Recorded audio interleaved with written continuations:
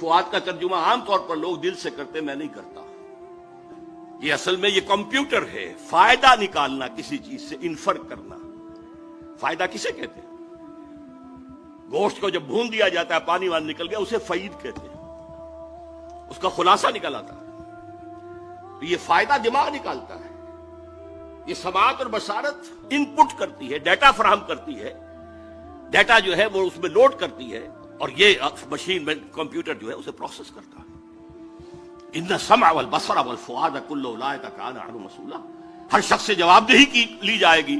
تم نے ان کو کیوں استعمال نہیں کیا؟ توہمات میں پڑے رہے. توہمات کی تاریکیوں سے نوع انسانی کو نکالنے والا اسلام، قرآن. اور پھر دیکھیے دنیا مانتی ہے کہ اس سے پہلے فلسفے میں، منطق میں صرف استخراجی منطق کا راج چل رہا تھا، ڈیڈکٹیو نالج. ایک بات مان لی اور اس کے منطق کے نتیجے میں بال کی کھال اتارتے جا رہے ہیں، اسی میں ڈوبے ہوئے ہیں، اسی میں ڈوبے ہوئے ہیں. قرآن نے آ کر دنیا کو روشناس کرایا استقرائی منطق سے. دیکھو، مشاہدہ کرو، کھول آنکھ، زمین دیکھ، فلک دیکھ، فضا دیکھ، مشرق سے ابھرتے ہوئے سورج کو ذرا دیکھ. افلا ينظرون الى الابل كيف خلقت والى السماء كيف رفعت والى الجبال كيف نصبت والى الارض كيف سطحت فذكر انما انت مذکر. دیکھو، غور کرو، سوچو، آبزرو کرو، پھر نتائج نکالو، انفر کرو. یہ استقرائی منطق، انڈکٹیو نالج، دنیا کو اس سے روشناس کرانے والا قرآن ہے. یہی انڈکٹیو نالج سائنس کی بنیاد بنا، اور سائنس انر کور بن گیا جدید تہذیب کا. اگرچہ اس کا جو ظاہر ہے، انر کور کے اوپر جو پردے لپٹے ہوئے ہیں وہ غیر اسلامی ہیں. وہ کیسے وجود میں آئے اس کی بھی میں تاریخ آپ کو بتا دینا چاہتا ہوں. دیکھیے، یورپ میں یہودی انتہائی دبے ہوئے، پسے ہوئے، مستضعفین، قابل نفرت، شہروں سے باہر گھٹوس میں وہ رہتے تھے. انہیں اذیت پہنچاتے تھے عیسائی. اور صحیح بات تھی.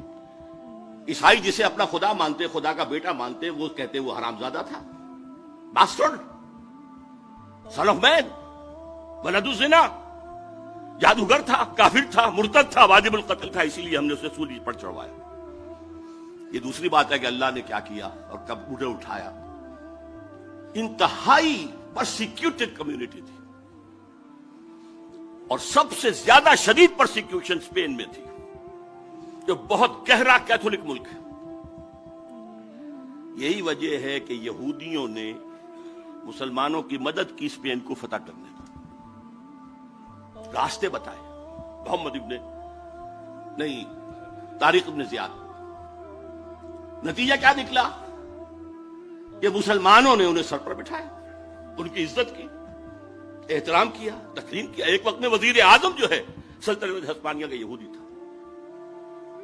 یہ یہودی جو ہیں، انہوں نے وہاں بیٹھ کر یورپ کی پیٹھ میں چھڑے گھونپے، عیسائیوں سے بدلے لیے. اس لیے کہ جو لڑکے آتے تھے فرانس سے، جرمنی سے، اٹلی سے، یہ تینوں ملک قریب پڑتے ہیں، وہ پڑھنے کے لیے آتے تھے. کارڈووا کی یونیورسٹی، قرطبہ کی، گرناڈا، گرناطا، تولیڈو، تلیتوا، یہاں سے پڑھ کر جاتے تھے. اور یہاں یہودی ان کے اندر کچھ اور زہر کے انجیکشن بھی لگاتے تھے، اسلام کی روشن خیالی پر اور اوپر روشن خیالی. اب یہ روشن خیالی کا لفظ میں انورٹڈ کامات میں بول رہا ہوں. اسلام کے تصور حریت پر مزید ردا، اسلام کے نظریہ مساوات مرد و زن پر مزید ردا. یہ ردے یہودیوں نے اسپین میں بیٹھ کر، اور آپ کو معلوم ہوگا بن گورین نے کہا ہے the golden era of our diaspora was Muslim Spain. اس نے یہ کہا، یہ ڈائسپورا سن 70 عیسوی سے شروع ہوا تھا. سن 70 عیسوی سے، جبکہ جو ٹائٹس رومی جنرل تھا اس نے گرایا ان کا سیکنڈ ٹیمپل، 1,33,000 یہودی ایک دن میں قتل کیے، اور پھر وہاں سے نکال دیا، بھاگ جاؤ یہاں سے. ڈائسپورا اب وہ دنیا میں منتشر ہو گئے. اس ڈائسپورا کا بن گورین کہتا ہے the golden period of our diaspora वास मुस्लिम स्पेन। जैसे इन्होंने मुसलमानों की पीठ में खंजर घोंपा, एक यहूदी अब्दुल्ला इब्न सबा ने वो फितना उठाया जो आज तक सुन्नी और शिया के इख्तिलाफ के सूरत में, अब तो खून भी बह रहा है, इससे पहले खून नहीं बहता था। ये सारा एक शख्स, वो यहूदी फितनागर, ये यहूदी फितनागर अल्लामा इकबाल की इस्तिलाह है। और जिसे बनूक के बारे में कहा गया, बैंक क्या है? फिक्र चालाक यहूद। ये दोनों चीजें जो है, मुसलमानों में तकसीम और ईसाइयों में प्रोटेस्टेंट और कैथोलिक की तकसीम यहूदियों के पैदा करना। आजादी इस्लाम ने दी। वो जो इकबाल कहता, हर को जा बीनी जहाने रंगबू, ताकि अज खाकश बरोयद आरजू, याज नूरे मुस्तफा उरा बहाश, या हुनूद अंदर तलाशे मुस्तफास। तुम दुनिया में कहीं खैर देखोगे, खूबी देखोगे, भलाई देखोगे, तो आला कदर देखोगे, जहां भी देखोगे या नूरे मुस्तफा से मांगा गया है, उधार लिया गया, मुस्तार है। और या अभी इंसान मुस्तफा की तलाश में आगे बढ़ रहा है। ये डायलेक्टिकल प्रोसेस जो है, हिस्टोरिकल, ये जिस रुख पर बढ़ रहा है वो लाजमन उसकी मंजिल इस्लाम है। आजादी उन्होंने इसे आगे बढ़ाया, अल्लाह से भी आजादी है। ये नहीं कि तबीज़ बंदा वाक़ा फसाद आदमियत, सिर्फ ये नहीं, अल्लाह से भी आजाद, मादर पिदर आजाद, मुसावात मर्दोजन, फैमिली सिस्टम को तबाह करने के लिए औरत को भी मर्द बना दो, ले आओ माशी मैदान के अंदर ले आओ, घर से निकालो। हालांकि खानदानी निजाम एक ऐसा निजाम है कि उसका एक सरबराह हो सकता है, दो तो बराबर के सरबराह नहीं हो सकते। टूटे ही टूटे, बर्बाद हो ही हो। मैनेजिंग डायरेक्टर एक बनाएंगे, डायरेक्टर 100 रख लीजिए, लेकिन इसको तोड़ा। इसी तरीके से जो अभी कहा गया कि ये जो कुत्ता है ये फर्क नहीं करता बेटी, मां और बीवी के अंदर, ये हम क्यों करते? प्यास है लगती है, जहां से पानी मिलता है हम ले लेते हैं। तो खामखा जो है हमारी जिनसी जो प्यास है उसके लिए कदर नहीं। इसी शहर लाहौर में एक प्रोफेसर थे तारीख के, अब्दुल कादिर साहब, वो ये कहा करते थे, When I can get fresh milk from the market daily, why should I bind a cow on my door? मैं अपने जिनसी जज्बे की तस्कीन जब चाहूं जहां से कर लूं। गाय बांधना जरूरी है अपने घर पे, तो ये बीवी घर में लाना जरूरी है। ये जो तहजीब के तबाह कुन मामलात हैं, और फिर मईशत के अंदर सूद। नोट कीजिए, प्रोटेस्टेंटिज्म ज़हन यहूदी की पैदावार है।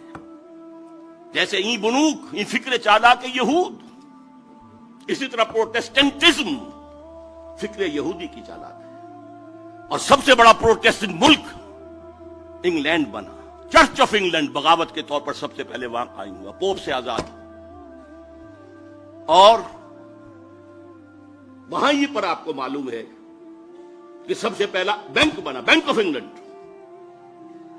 काल्विन के जरिए से सूद का जवास जो पैदा किया गया, यहूदियों ने करवाया, शाइलॉक्स ने करवाया। वो जवास सबसे पहले उसको कबूल किया है इंग्लैंड ने। ये प्रोटेस्टेंट्स की फतह थी, और इसके जरिए से रफ्ता रफ्ता रफ्ता रफ्ता वो यूरोप के ऊपर काबिज हो गए। और आपके वालिद मोहतरम जब देखकर आए थे 1905 से 1908 तक, फरंग की रगे जा पंजाए यहूद में, ये बात ना कोई और देख सकता था, ना बयान कर सकता था। इस एक मिसरे में बयान करना मुमकिन नहीं किसी के लिए। और ना वो गहरी निगाह गाह मेरी निगाह तेज चीर गई दिले वजूद, ना वो किसी और को हासिल। फर्क सिर्फ ये हुआ है इस एक सदी के अंदर कि पहले फरंग का और प्रोटेस्टेंटिज्म का इमाम बरतानिया था, आज फरंग का और प्रोटेस्टेंटिज्म का इमाम अमेरिका है। अच्छा, इसके साथ ये तो थी रेफॉर्मेशन, दूसरा था रिनाइसेंस। रिनाइसेंस के जरिए से उन्होंने इल्म, उसकी तरफ लोगों को रागिब किया। लेकिन चूंकि इह्याउल उलूम की इस तहरीक के पीछे एक नेगेटिव मोटिव था, پاپائیت کے نظام کے خلاف بغاوت، اور پاپائیت ہی ان کے نزدیک مذہب کا مذہب تھی، نظر کے خلاف بغاوت۔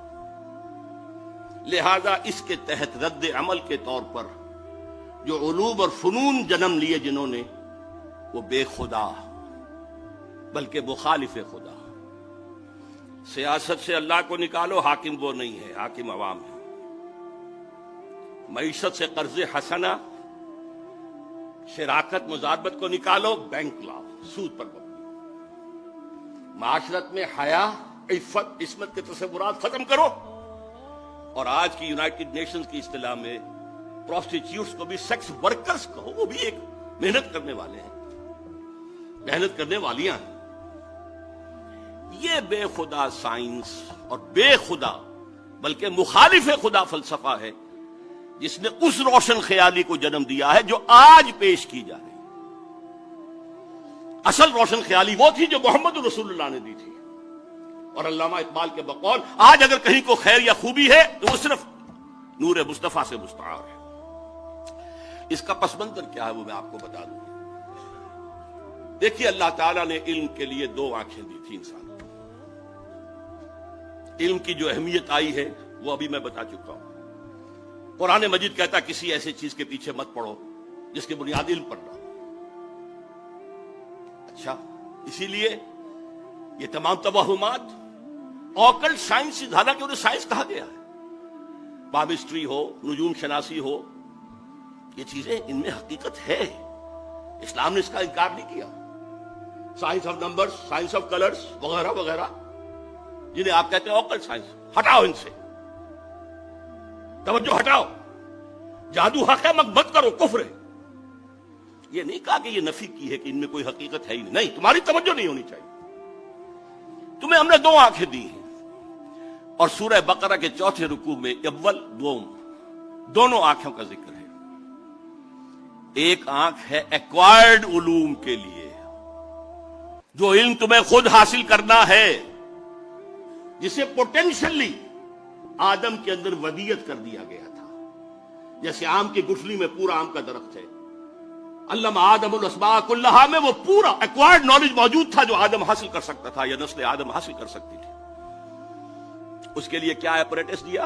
ان السمع والبصر والفؤاد، ان تین چیزوں کو بروئے کار لاؤ اور قدم بقدم بڑھتے چلے جاؤ۔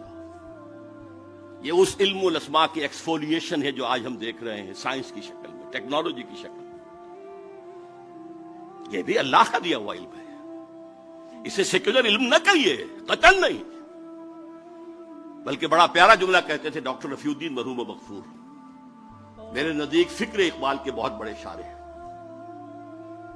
کہ Quran is the word of God and this universe is the work of God. ان دونوں میں کوئی تضاد نہیں ہو سکتا۔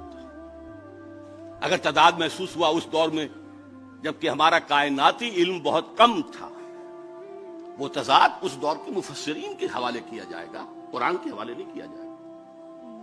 اسی لیے ڈاکٹر مورس مختار نے کہا کہ میں نے بائبل پڑھی، اس میں بہت سی چیزیں وہ ہیں جنہیں قرآن غلط ثابت کر چکا ہے، موجودہ سائنس، قرآن میں ایک حرف میں نے نہیں پایا کہ جسے موجودہ سائنس نے غلط ثابت کیا، اور وہ مسلمان ہو گیا، فرینچ سرجن بہت بڑا۔ تو یہ ورک آف گاڈ ہے، یہ سیکولر سائنس نہیں ہے، یہ بھی مذہبی ہے۔ اللہ کے عمل کا مطالعہ کرو، اللہ کے بنائے ہوئے قوانین فطرت ہیں ان کا مطالعہ کرو، ان سے فورسز آف دی نیچر کو کیپچر کرو، ہارنس کرو، استعمال کرو۔ لیکن دوسرا علم، فَإِمَّا يَأْتِيَنَّكُم مِّنِّي هُدًى فَمَن تَبِعَ هُدَايَ فَلَا خَوْفٌ عَلَيْهِمْ وَلَا هُمْ يَحْزَنُونَ۔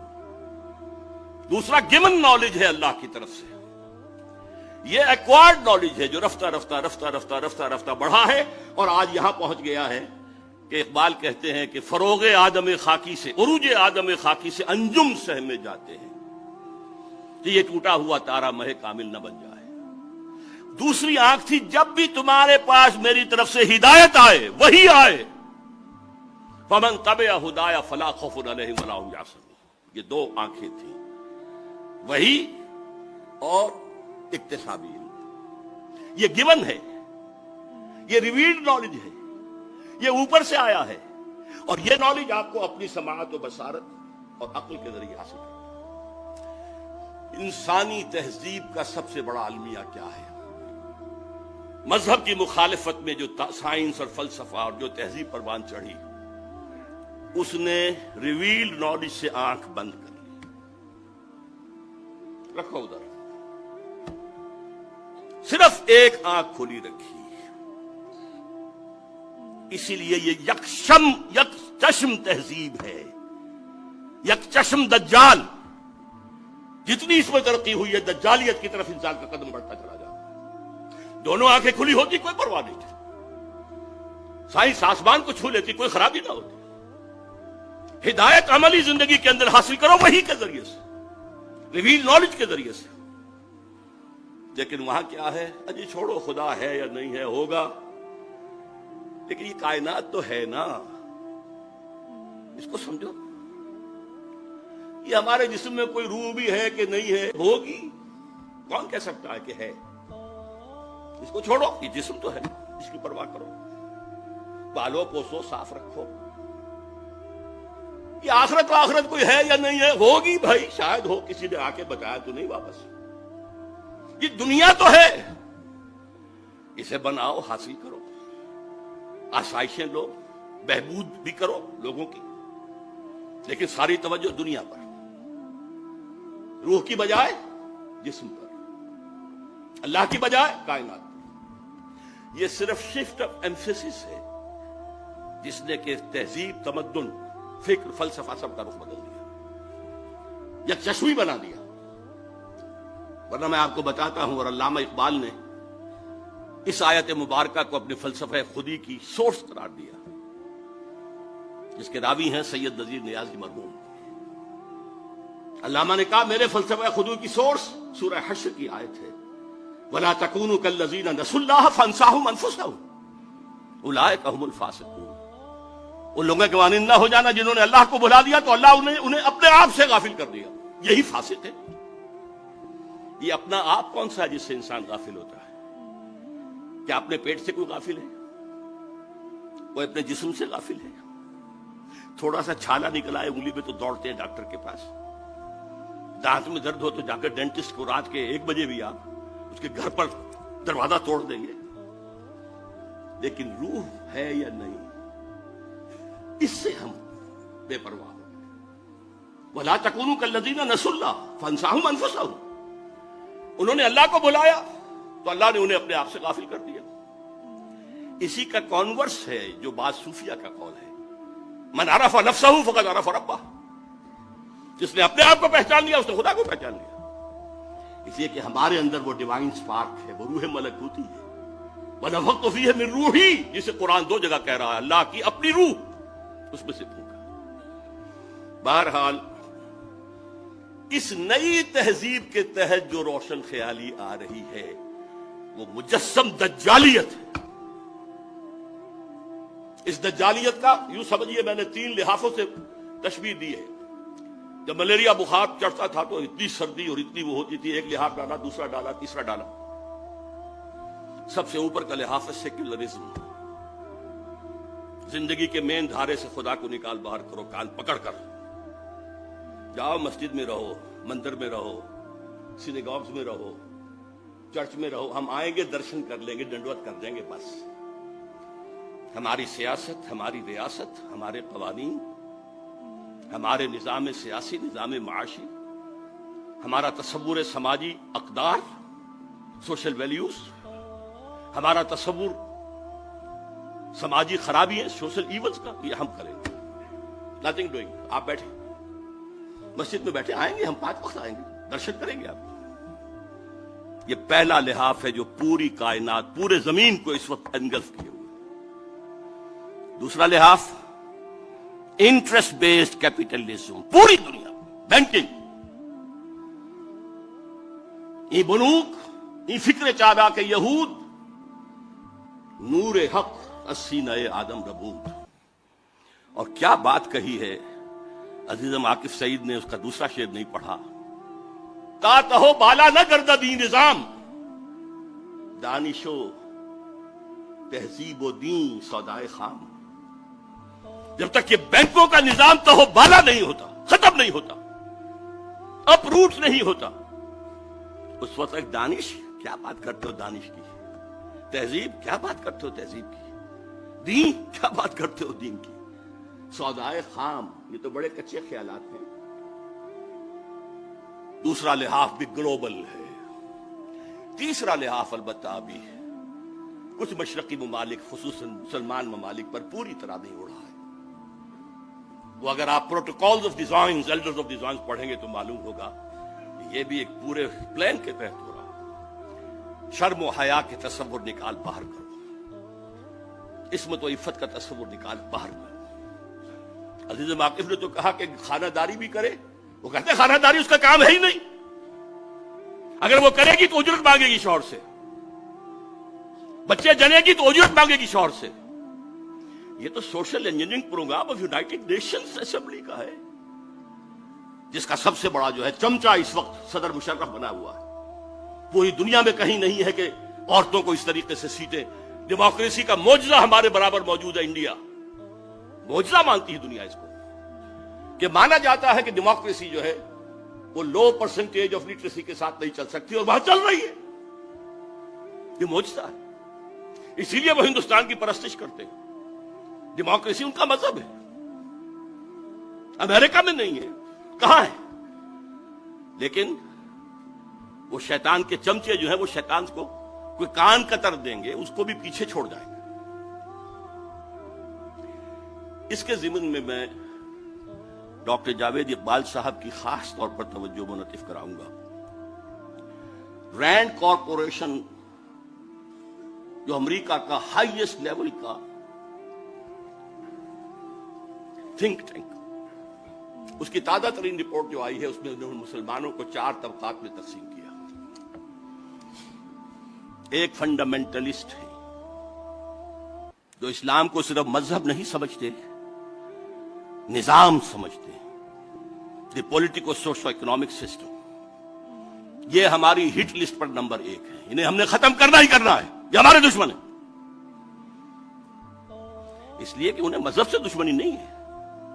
نمازیں پڑھو، تم آئے امریکہ میں، تم نے چرچ خریدے، مسجدیں بنا لی، ہم نے تو کوئی اعتراض نہیں کیا۔ تم نے سینیگوگز خریدے، مسجدیں بنا لی، ہم نے تو کوئی اعتراض نہیں کیا۔ تم رمضان میں روزے رکھتے ہو، ہم تمہیں ایک افطاری پارٹی دے دیتے ہیں وائٹ ہاؤس میں۔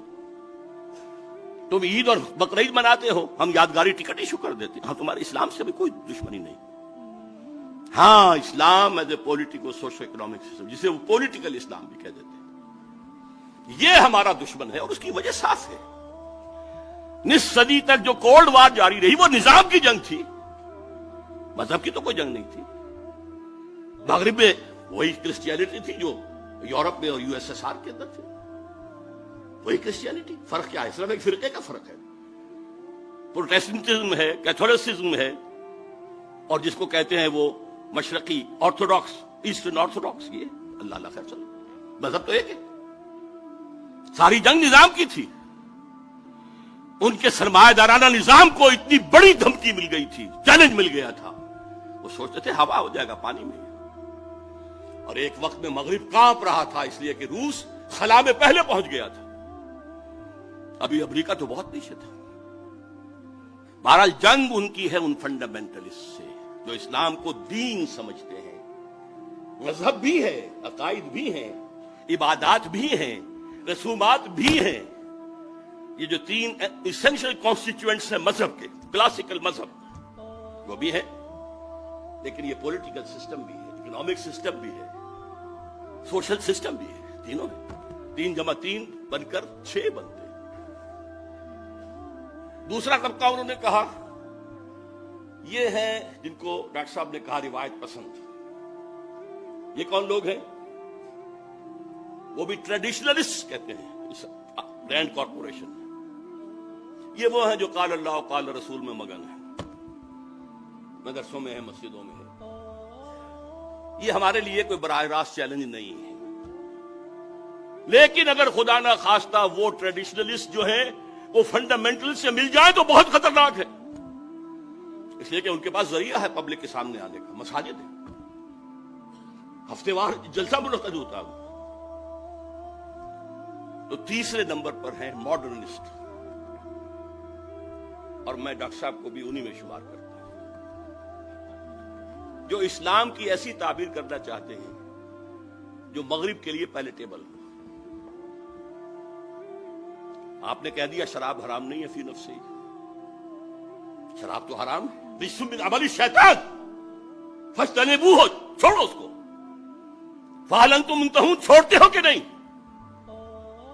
تمہیں پہلے بھی دے دیے گئے تھے سگنلز کہ شراب اور جوئے میں کچھ خوبیاں بھی ہیں اور کچھ گناہ بھی ہیں، گناہ کا پہلو بھاری ہے۔ پھر کہہ دیا گیا تھا شراب کے نشے میں نماز کے قریب نہ ہو، لیکن سورہ مائدہ کی آخری آیات میں جو اکثر پڑھی ہے، یہ جو ہیں ماڈرنسٹ، کسی صاحب نے کہہ دیا اسلام میں پردہ ہے، یہ تو تہذیبی بات تھی صرف، یہ ہے کہ جو مغرب میں فٹ کرنا چاہتے ہیں مشرق کی ان اقدار کو، ان کے بارے میں رینڈ کارپوریشن میں ہے کہ ان کے پاس پبلک سے کانٹیکٹ کا کوئی ذریعہ نہیں ہے، انہیں میڈیا پر، خاص طور پر الیکٹرانک میڈیا میں نمایاں کیا جائے۔ اب جو کچھ ARY کر رہی ہے اور جو کچھ کے کیو ٹی وی کر رہا ہے یا جیو ٹی وی کر رہا ہے، یہ کس کے زیر اثر ہے؟ لیا ہی پہلے لیا ہے، جو موجود ہے وہ سب سے پہلے۔ چوتھا انہوں نے کہا ہے کہ سیکولرسٹ ہیں، وہ تو ہیں ہی ہمارے۔ اب یہ 2+2 کی تقسیم انہوں نے کی ہے، ماڈرنسٹ پلس سیکولرسٹ، ان کی سرپرستی کرو، انہیں سپورٹ دو، اور فنڈامنٹلسٹ اور ٹریڈیشنلسٹ، ان دونوں کو دباؤ۔ یہ ہے آج آسمان امریکہ کی وحی۔ اب یہ تو میں نے آپ کے سامنے عرض کر دیا کہ یہ جدید روشن خیالی کی جڑ کہاں سے ہوئی، انلائٹنمنٹ سے جو شروع ہوا، اس کا ایک جز جو انر کور قرار دیا ہے اس علامہ اقبال نے، اگرچہ اس کا ظاہر کچھ اور ہے، نظر کو خیرہ کرتی ہے چمک تہذیب حاضر کے یہ صناعی، مگر جھوٹے نگوں کی ریزہ کاری ہے، اور خیرہ نہ کر سکا مجھے جلوہ دانش فرنگ، سرما ہے میری آنکھ کا خاک حجاز و حول قدس۔ مصر اقبال سے معذرت کے ساتھ عرض کر رہا ہوں، میں نے اس میں تبدیلی کی ہے مصر میں، اس لیے کہ مدینہ و حجاز تو ایک ہی شے کا نام ہے، علم محمدی کے دروازہ ہے حضرت علی، وہ نجف کہا نا انہوں نے، وہ حضرت علی کے حوالے سے۔ میں کہہ رہا ہوں ان میں واو عطف نہیں آ سکتا، وہ تو ایک وحدت ہے۔ ہاں دوسری سورس جو ہے old testament and new testament, حول قدس الذی بارکنا حولہ، جہاں سینکڑوں انبیاء دفن ہیں، جہاں ابراہیم دفن ہے، جہاں یعقوب اور اسحاق دفن ہیں، جہاں ان کے خیال میں سولی چڑھائی گئی تھی حضرت عیسیٰ کو، وغیرہ وغیرہ۔ تو میں نے اس میں ترمیم کی ہے، اور مجھے امید ہے میں کوئی علامہ اقبال کے کلام کا یا پیغام کا ماہر ہونے کا دعویٰ نہیں کرتا، البتہ ان کے آخری زمانے کی ایک نظم، اس کے آخری شعر کا مصداق میں خود کو بھی سمجھتا ہوں۔ چنگ را گیرے از دستم کہ کار از دست رفت، نغمام خو گشت و از رگھائے ساز آید برون۔ لوگوں مجھ سے یہ ستار، یہ چنگ لے لو، میں اپنی انگلیوں سے جو اس کو چھیڑ رہا تھا تاروں کو، اب ہاتھ کا کام پورا ہو گیا ہے، اب میرا نغمہ اس ستار کی تاروں کے اندر خون بن کر گردش کر رہا ہے، اور اس کی رگوں سے، اس کے تاروں سے خود بخود نکلے گا۔ میں اپنے آپ کو یکے از رگ ہائے فکر اقبال سمجھتا ہوں، یکے چنگ راگی ریز از دستم۔ اور ڈاکٹر صاحب سے میں پھر عرض کروں گا کہ جو ریکنسٹرکشن اور علامہ کی شاعری کا فرق ہے، اس کے لیے یہ بات بھی نوٹ کر لیجئے کہ لیکچرز میں وہ مہدی کا تصور اور مسیح اور اس کا تصور، اس کو کہتے ہیں کہ یہ امیجین اثرات ہیں اسلام پر۔ اصل میں لیکچرز کا موضوع ہے عقل، بعض چیزیں عقل میں نہیں آتی، فلسفہ تو عقل کی حدود سے باہر نہیں جائے گا، لیکن ان کی شاعری الہامی تھی. اس بات کو کہا تھا اشفاق احمد صاحب نے، وہ تلقین شاہ، کہ شاعری والا اقبال رات کا اقبال تھا جس میں اسے الہام ہوتا تھا، اور ریکنسٹرکشن والا اقبال دن کا اقبال تھا جو اپنے عقل سے کام کرتا تھا. تو مہدی کا تصور کی اس طرح کی نفی. لیکن یہ شعر جس کا آخری شعر میں نے آپ کو جس نظم کا سنایا، اس کا پہلا شعر کیا ہے؟ خضر وقت از خلوت دشت حجاز آید برون، کارواں زیں وادی دور و دراز آید برون. خضر وقت مہدی دشت حجاز سے باہر آئے گا. اس میں سنی اور شیعہ دونوں تصور آ گئے. شیعوں کے نزدیک حضرت مہدی بعد امام تھے جو روپوش ہیں، وہ ظاہر ہوں گے، اور سنیوں کے نزدیک حضرت ام سلمہ کی حدیث ہے کہ خلیفہ کے انتقال کے بعد خانہ جنگی ہو جائے گی، اور ایک شخص کی طرف لوگ دیکھ رہے ہوں گے رہنمائی کے لیے، اور وہ اسے گریز کرتا ہوا مدینے سے بھاگ کر مکے میں چھپ جائے گا. لوگ وہاں سے تلاش کریں گے، نکالیں گے تو نکالیں گے.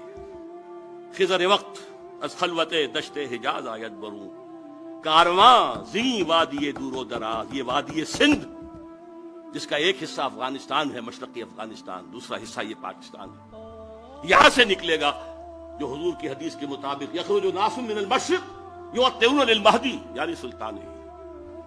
مشرقی ملک سے ایک فوجیں آئیں گی جو مہدی کی حکومت کو قائم کریں گی.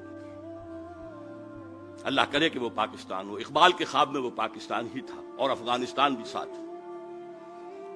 بہرحال آج جو قرات ہوئی اس میں بھی جو نقشہ کھینچا گیا ہے کہ یہود و نصارہ کو اپنا ولی نہ بناؤ. ہماری بدقسمتی ہے کہ اس دور کے بہت بڑے مفکر، مؤرخ، درویش صفت انسان ڈاکٹر حمید اللہ مرحوم نے اس آیت میں ولی کا ترجمہ کیا ہے حاکم نہ بناؤ. حیران، عربی کے بہت بڑے ماہر، لیکن میرے نزدیک یہ آیت قرآنی وَمَن نُعَمِّرْهُ نُنَكِّسُ فِي الْخَلْقِ، جس کی عمر زیادہ کر دیتے ہیں اس کی عقل اندھی کر دیتے ہیں، تخلیقی صلاحیتیں کم کر دیتے ہیں. وہ اولیاء کا ترجمہ حاکم کہہ رہا. اچھا حاکم کوئی کسی کو خود بناتا؟ انگریز آئے تھے تو ہم نے بنایا تھا؟ وہ تو آئے تھے اپنے زور زور سے آئے تھے. یہ ولی کا ترجمہ ہے، جمع ہے اولیاء. نہ ساتھی نہ بناؤ، ہمدرد نہ بناؤ، سہارا نہ بناؤ، پشت پناہ نہ بناؤ، دوست نہ بناؤ، رازدان نہ بناؤ. یہ اس کا ترجمہ. تو واقعتاً اس وقت ہم یہود و نصارہ کے اندر جو آیت میں الفاظ آئے تھے یسارعون فی الخیر فیہم، کچھ لوگ ہیں گھسنا چاہتے ہیں ان کے اندر، ان کی تہذیب میں، ان کے تمدن میں، ان کے نظام میں گھسنا چاہتے ہیں. اور کہتے کیا ہیں؟ جیسے کہ کہا تھا 11 ستمبر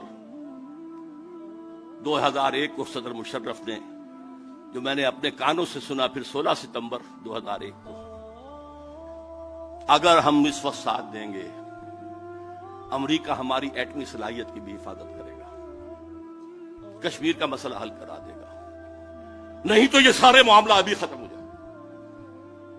ان یصیبنا دائرہ، کہ ہم پر کوئی مصیبت نہ آ جائے. ڈر رہے ہیں. وہ ڈر کیوں رہے؟ اللہ پر یقین نہیں، اللہ کی مدد کا احساس نہیں. آئے گی نہیں اللہ کی مدد. تم اللہ سے جنگ کر رہے ہو، مدد کیسے آئے گی؟ لہذا ان میں گھس رہے ہیں. لیکن اس کے مقابلے میں جو ایک جماعت کا نقشہ پیش کیا گیا ہے، من یرتد منکم عن دینہ فسوف یأتی اللہ بقوم یحبہم ویحبونہ، اور وہ اس کی راہ میں جہاد کریں گے، اللہ ان سے محبت کرے گا، وہ اللہ سے محبت کریں گے، اور وہ کافروں پر سخت ہوں گے، اہل ایمان پر نرم ہوں گے، اللہ کی راہ میں جہاد کریں گے. اللہ تعالی ہمیں وہ جماعت بننے کی توفیق عطا فرمائے. ان دونوں آیتوں کا تعلق جو ہے اگلی آیات سے وہ یہ ہے. مولانا فاروقی صاحب نے حضرت عائشہ کا شعر کا جو ایک مصرع مجھے یاد رہ سکا ہے، وہ لیسا لشمسنا لمحن غروب، سارے دنیا میں یہ بھی ہے، سورج ہے وہ غروب ہو جاتا ہے، ہمارا سورج کبھی غروب نہیں ہوگا. وہ ہے محمد رسول اللہ صلی اللہ علیہ وسلم۔ اقبال کی زبان میں سنا چکا ہوں، ہر کو جا بینی جہان رنگ و بو، جہاں کے خاکش بروید آرزو، یاد نور مصطفیٰ اورا بہاست، یا ہنود اندر تلاش مصطفیٰ است۔ پھر جو آیت انہوں نے پڑھی، ودو لو تکفرون، وہ یہ چاہتے ہیں تم بھی کافر ہو جاؤ جیسے وہ خود کافر ہے۔ دم کٹی بلی چاہتی ہے سب کی دمیں کٹ جائیں۔ اس کو نہ سمجھ کر اور صرف وقتی سے فائد، میں نے کہہ دیا تھا 16 ستمبر 2001 کو، روبرو کہا تھا کہ آپ جو کچھ کر رہے ہیں وہ غداری ہے عدل و انصاف کے مسلمہ اصولوں سے، کہ ابھی کوئی جرم ثابت نہیں، طالبان کا تو کوئی ہے ہی نہیں جرم، اگر آپ کہتے ہیں اسامہ بن لادن کا وہ بھی ثابت نہیں، اور سزا دینے پر تل گئے۔ کون سے اصول ہیں یہ عدالت کے؟ ڈاکٹر صاحب تو چیف جسٹس بھی رہے ہیں۔ نمبر 2، یہ غیرت اور حمیت سے بغاوت ہے۔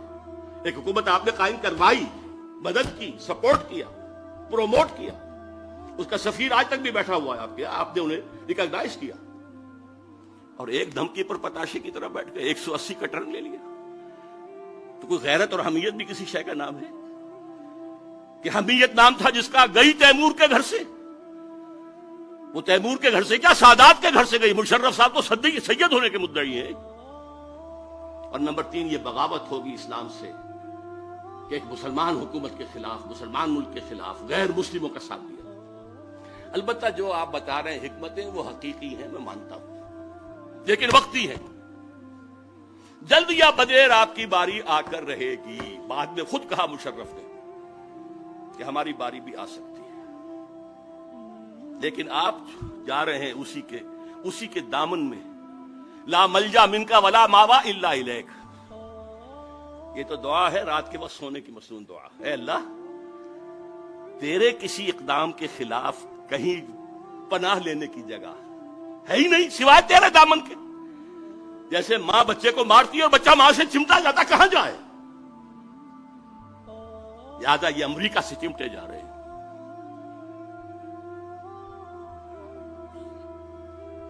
انجینئر سلیم اللہ خان صاحب نے جو بات کہی، روشن خیالی کا نفاذ، یہ ہے اصل بات جو اس وقت اس حکومت کے تحت ہو رہا ہے۔ پوری ریاستی مشینری کو استعمال کر کے، اپنے خیالات مطلقہ کو استعمال کر کے، جو ان کے خیال میں روشن خیالی ہے، جو روشن خیالی کا آتاترک ماڈل ہے، برقعے زبردستی اتروا دیے، انگریزی لباس پہننا لازم کر دیا گیا، اذان بھی دو تو ترکی میں دو، نماز پڑھو تو ترکی میں پڑھو۔ یہ سارا معاملہ یہ شخص بھی کرے گا اگر اسے مہلت مل گئی، بلکہ اس سے 10 قدم آگے جائے گا۔ حافظ عاکف سعید صاحب کی گفتگو میں سے میں نے صرف ایک چیز نوٹ کی تھی، اس کا میں پہلے تذکرہ کر چکا ہوں کہ تمہاری تہذیب اپنے خنجر سے آپ ہی خودکشی کرے گی۔ یہ واقعہ ہے جو پیش آ چکا، تہذیب مر چکی ہے، خلاف فطرت، اصول تخلیق کے خلاف دنیا جا رہی ہے، جسے قرآن نے کہا تقطعون السبیل، تم راہ مار رہے ہو۔ یہ راہ مارنا جو ہے رہزنی بھی ہے، اور یہ انسانیت کی پیدائش کی راہ نہیں ماری جا رہی۔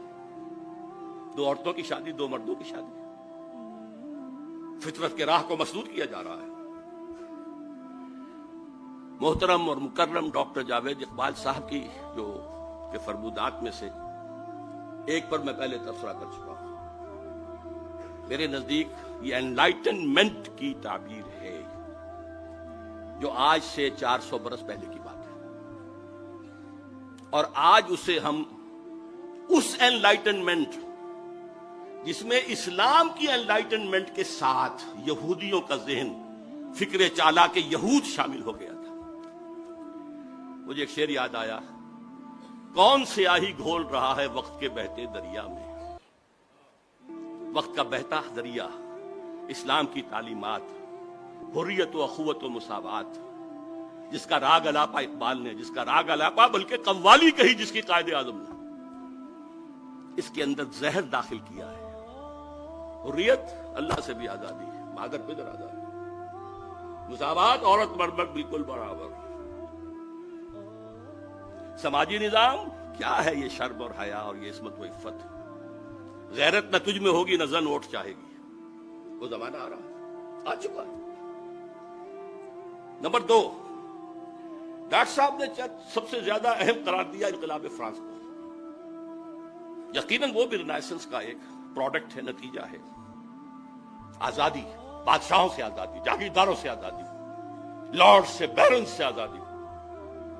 لیکن اس کا جو اصل مظہر ہے وہ ہے در حقیقت چرچ آف انگلینڈ اور بینک آف انگلینڈ. یہ ہیں 2 چیزیں جو یہودیوں نے وہاں پر مسلط کی.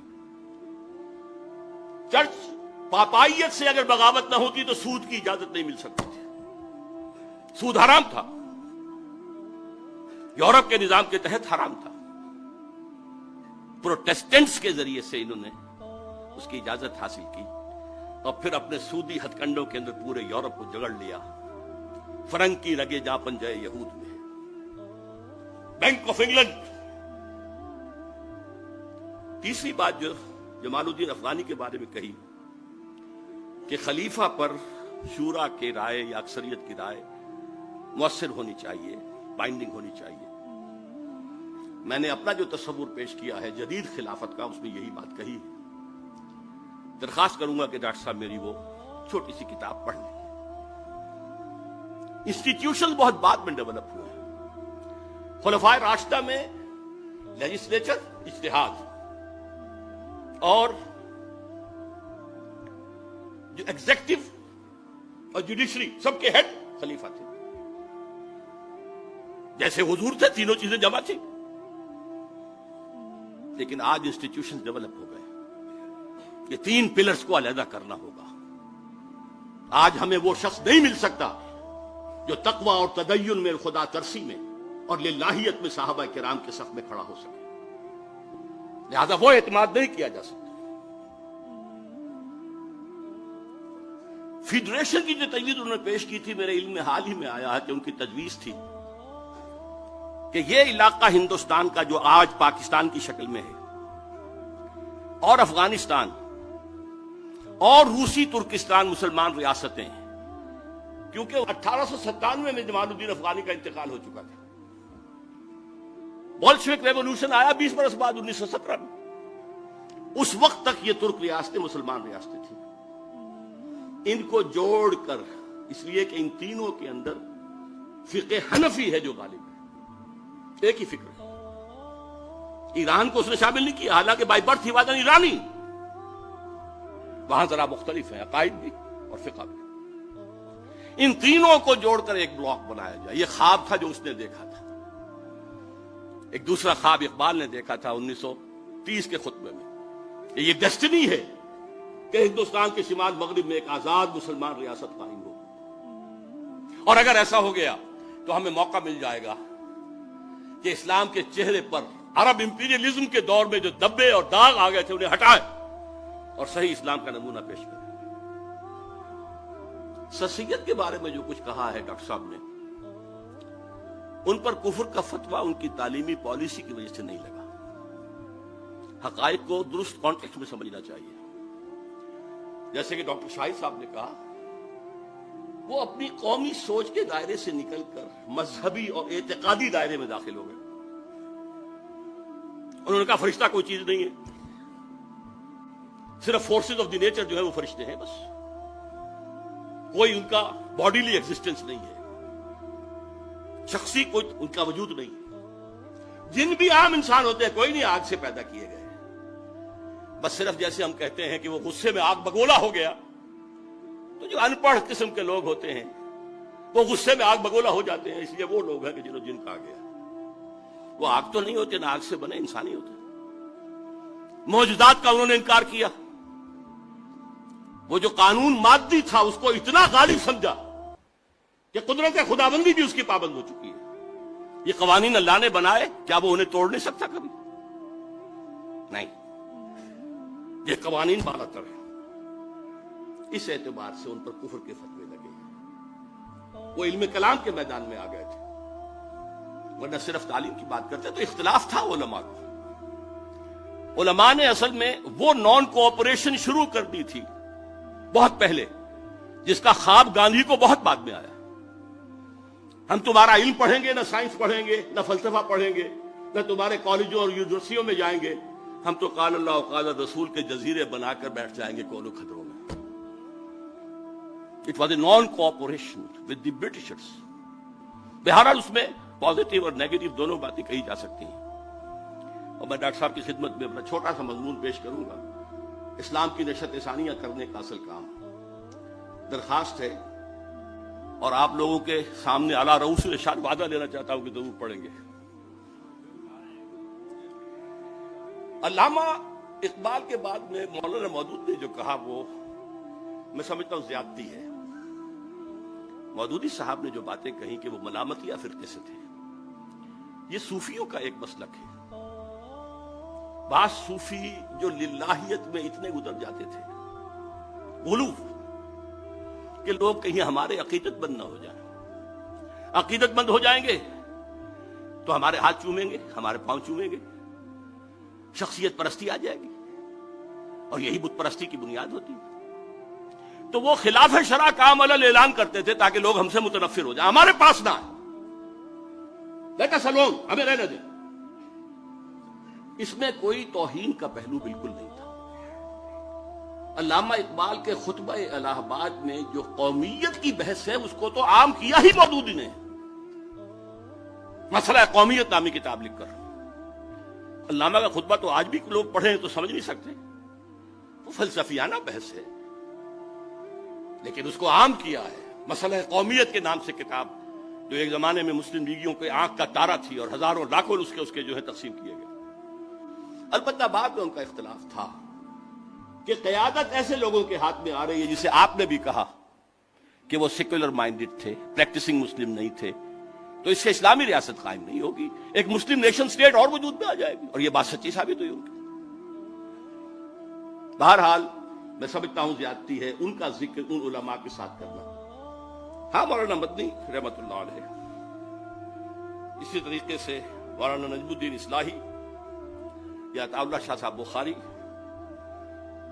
اور ریکنسٹرکشن کے بارے میں یہ کہ یہ شورائی جو یہ سوڈانی عالم نے کہا کہ یہ کفریات ہیں، یا سلیمان ندوی صاحب نے کہا کہ یہ کتاب نہ لکھی جاتی تو بہتر تھا۔ ابو الحسن ندوی کو آپ نے پوتا قرار دیا ہے سید احمد بریلوی کا، وہ کئی پشتوں میں جا کر نواسے بنتے ہیں۔ سید احمد بریلوی کا بیٹا تو کوئی تھا ہی نہیں، اور وہ بھی براہ راست نواسے نہیں، کئی پشتے، وہ تو بہت پرانے، بہت زمانے کا جو ہے اس کے درمیان وقفہ ہے۔ پھر میں آپ سے ایک بات اور عرض کروں گا، مسلم لیگ کی اصل قیادت یقیناً سیکولر لوگوں کی تھی، غیر عالم لوگ تھے۔ اب ڈاکٹر شاہد مسعود صاحب انہیں خام خواہ عالم بنانا چاہے تو وہ عالم نہیں بن جائیں گے۔ اقبال عالم تھا، اس کی ابتدائی تربیت علامہ میر حسن کے تحت ہوئی تھی، اس کے اندر اپنے والد اور والدہ کا خون دوڑ رہا تھا، جو صوفی مزاج تھے، قائد اعظم نہیں تھے، وہ ایک عام قسم کے کھوجے گھرانے میں، کاروباری گھرانے میں پیدا ہوئے، ان کی تعلیم میں، تربیت میں کوئی دین کا دخل نہیں، وہ اور تھے، یہ اور تھے۔ اب میں بدقسمتی سمجھتا ہوں کہ قیام پاکستان میں اصل بات کی جاتی ہے قائد اعظم کی، اصل بات اقبال کی کرنی چاہیے، جس کا مرید بن گیا تھا محمد علی جناح۔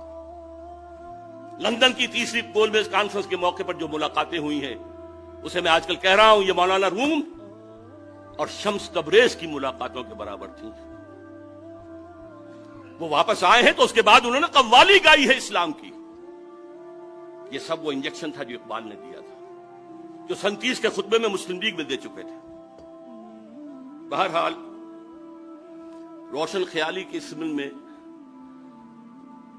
اب آج کی روشن خیالی جو ہے، آپ نے چونکہ ان میں مولانا شبلی کا نام بھی لیا ہے، وہ یقیناً موجودہ حساب سے بھی روشن خیال تھے۔ انہوں نے آپ کے والد مرحوم کو بھی ایک خاص پہلو سے غلط راستے پر ڈالا، گمراہ کیا، اگرچہ علامہ اقبال وہاں تک نہیں پہنچے تھے۔ اس پر ایک پورا مقالہ لکھا جا چکا ہے اور میں اس کا بڑا احسان سمجھتا ہوں۔ بہرحال آج کیا ہو رہا ہے، علامہ شبلی کی پوتی اب نماز کرائے گی امریکہ کے اندر۔ یہ جو روشن خیالی کے بیج تھے وہ برگو بار آج لا رہے ہیں نا. ان کی پوتی ہے. اب پہلے تو وہ کوئی ڈاکٹر امینہ ودود تھی، وہ کہاں سے ٹپکی ہیں یہ تو ہمیں معلوم نہیں، لیکن اب آ رہی ہے شبلی کی پوتی روشن خیالی لے کر. میں ڈاکٹر صاحب کی ان تینوں اصطلاحات کو پسند کرتا ہوں. اصلاح پسند، روایت پسند اور عوام کی پسند کا مذہب، یہ تینوں اصطلاحات صحیح ہیں اور میں سمجھتا ہوں معتدل ہیں، ماڈریٹ ہیں. یہ بات ہمیشہ رہی ہے. بقول اقبال، آئین نو سے ڈرنا، طرز کہن پہ اڑنا. مشکل یہی کٹھن ہے قوموں کی زندگی میں. یہ مراحل آتے ہیں. نئے خیالات کی پذیرائی آسانی سے نہیں ہوتی. یقیناً اجتہاد کا دروازہ جو ہمارے خاص طور پر سنی اسلام کے اندر بند ہے سینکڑوں برس سے، اسے کھولا جانا چاہیے. لیکن ظاہر بات ہے کہ اس کے کچھ حدود ہیں، قیود ہیں، کچھ پیرامیٹرز ہیں، ان کے اندر وہ اجتہاد ہوتا ہے.